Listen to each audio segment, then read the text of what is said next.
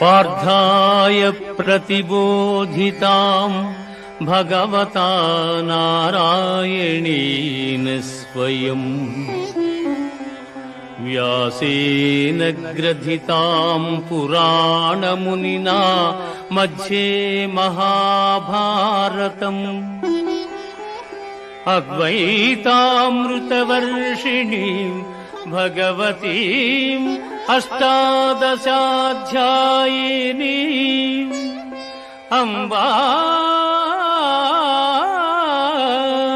త్వామనుసందధామి భగవద్గీతే భవద్వేషిణీం భగవద్గీతే భవద్వేషిణీం. భగవద్గీత మహాభారతము యొక్క సమగ్ర సారాంశము.